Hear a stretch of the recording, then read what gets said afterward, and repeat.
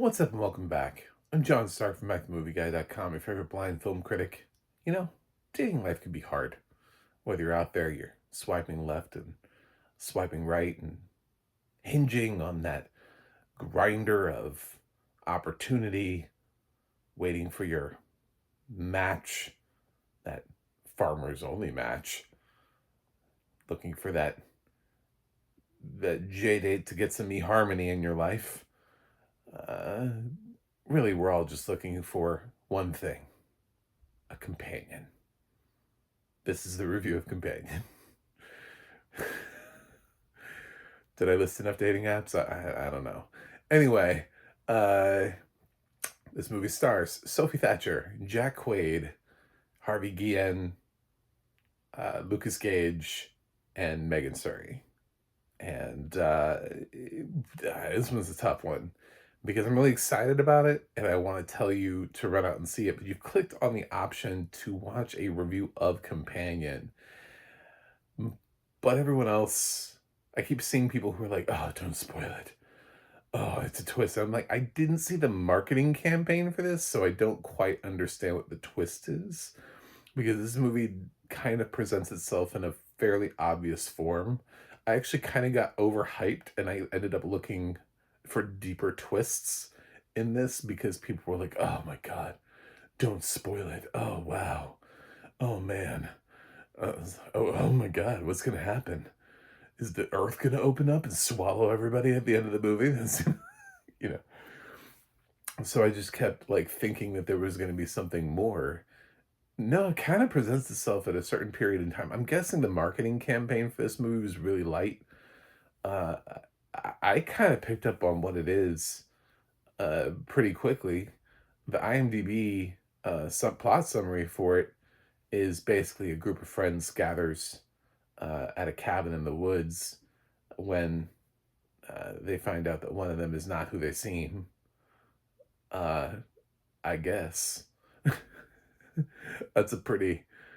That's a pretty.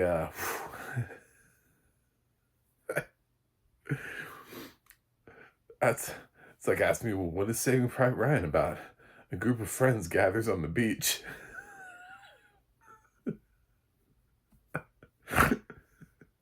When they find out not all is as it seems. uh I guess that's what the movie's about. So the genres for the movie under IMDb would immediately probably spoil what they don't want you to know the movie's about. So I'm just gonna generally classify the movie as horror. We have some couples here. We have Jack Quaid and Sophie Thatcher are paired up as a couple, and Harvey Guillen and Lucas Gage are paired up as a couple, and they're sort of the core four that sort of make up the cast. And there are other people who float in and out of the movie. Um, I would guess Sophie Thatcher is the lead here.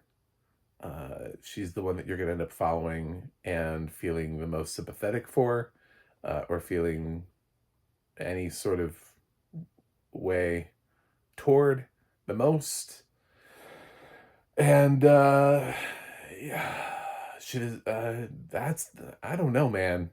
If there wasn't such like a concerted effort to tell people to avoid the plot, I would feel comfortable about revealing anything. But I don't understand what the spoiler here is, so I'm like sidestepping the entire movie because I'm really excited about the movie and I think you should see it. I think this is one of those cases like Abigail where like probably 90% of the people who walked into Abigail knew what they were walking themselves into. That's going to be like Companion. It'll be like 10% of the population who are like, I don't know what this movie is. Beautiful you. Beautiful, beautiful, beautiful you. I barely knew anything about this movie, but I still knew what the movie was about. So if you somehow has I have seen no trailers for this movie. I've only seen a couple people review the movie, and all of them were trying to dodge and not review the plot of the movie, and I still figured out what the movie was about. So, uh, again, it's really hard for me to predict without giant, just going even further than them and sidestepping anything that could possibly lead you to guess what this movie may actually be about. Gotta avoid spoilers, right? So, is it good? Yes, it is. It is actually good. It's refreshing, especially considering it was a January movie. It feels like Megan in that regard, in that way of getting sort of out of nowhere. We get like a smart horror movie in January that just sort of kicked things off and got the ball rolling. It does have audio description, which was really pretty exceptional. There's quite a lot of gore and mayhem and icky stuff, icky bits. Uh, um, without revealing how anyone dies, I thought the movie kind of went pretty well into that territory. Not everybody dies in the most extraordinary fashion. So it's not like the most gory film you'll ever see in your life. Certainly.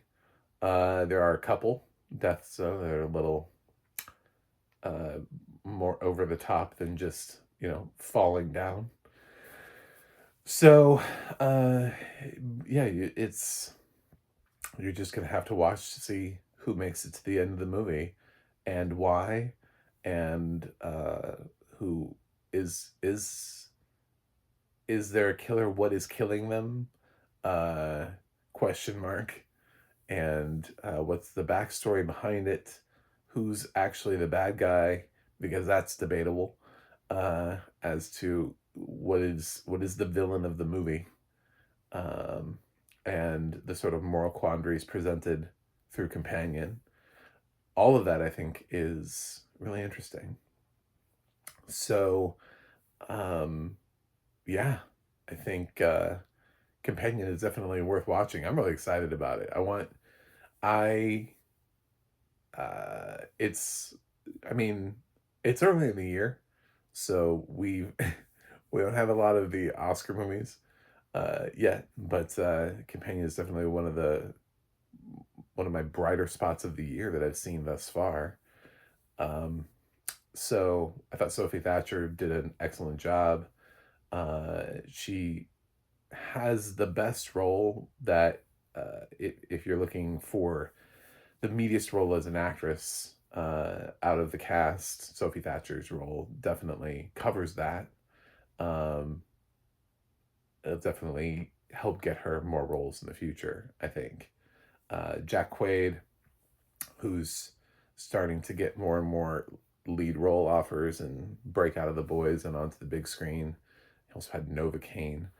Uh, he's he's good here.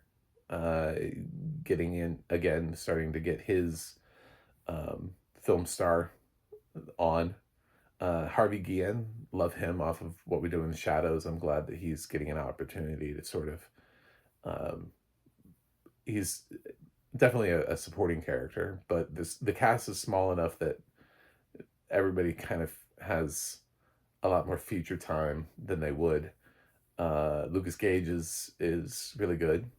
Megan Surrey is really good in her role. So yeah, the only thing I would caution is, even though I'm not telling you what the movie's about, don't go in over expecting, because at the end of the day, I think the majority of the people who watch the movie will figure out what this movie is.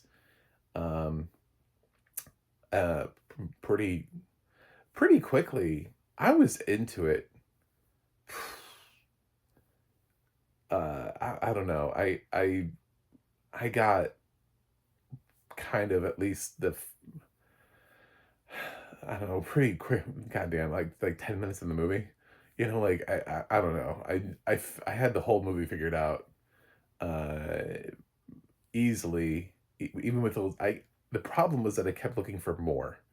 That was the thing, is I kept trying to think, oh, Is this gonna be? I kept thinking that there was gonna be a bigger twist because it seemed like what people were saying, like, oh, don't ruin companion. I was like, was that? Well, that can't be it. That was kind of obvious, like. So either we all inherently are assuming that our audiences are stupid, or I missed something. I don't know. I'm one of things is happening, but I just know Companion is one of those overhyped movies. It's like, oh, don't spoil it. Don't spoil the ending for people. Um, so I'm not. I'm just gonna tell you, I like Companion. You should watch it, and I'm gonna give oh Companion. It reminded me a lot of. It does. It reminds me a lot of Abigail, which actually ended up um after on the rewatch and everything last year. It ended up in my uh top 28 films of 2024. So it's possible the companion could do that I could end up liking it enough to rewatch it. I think it'll probably just fall shy of that, but I still think it's worth an A minus. I think it deserves to live in that. Man, it got like almost everything right. I really enjoyed everything. I'm trying to like remove the overhype that I got from other critics about how twisty this movie actually is. And yeah, I think an A minus is a solid grade for it. All things considered, I think I enjoyed it actually more than Megan, and about as much as Abigail, which I did really like and saw twice in 2024. So that's where I'm going with Companion. Thanks for watching. Thanks for subscribing. And I am going to talk about spoilers in a second. But I've done the entire review so that way you don't have to hear them. So now you're choosing to stay here. So you're here. So, uh, one of the things about this movie that bothers me is uh, I don't, is the fact that they're AI. Is that the, because I kind of thought that that was obvious. Like companion along with like the just a general knowledge of the movie, I immediately guessed it was AI. IMDb's number one genre for the movie is artificial intelligence. It's not even a genre. That's a thing. But that's the number one genre that they have listed for it when you go look for it on IMDb. The first genre they have listed for it is artificial intelligence. Um, so I don't know. I don't know what the marketing campaign hit from you because I can't go back and rewatch the entire marketing campaign for Companion. But yeah, for me it was fairly obvious that uh, she wasn't real, and I don't know how I picked up on that because nobody had spoiled Companion for me.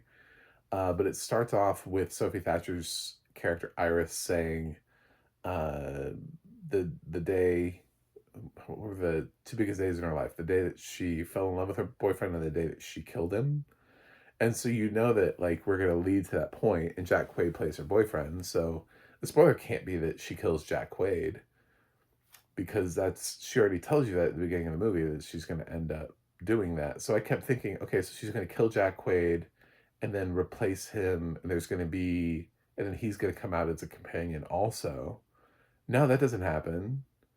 Um I there were so many times in the movie where I kept thinking, well, this is gonna be a twist. Uh, I'm thinking maybe the fact uh, that there are two of them, that Lucas Gage also plays one, but I also guessed that as well, that everybody was in a relationship.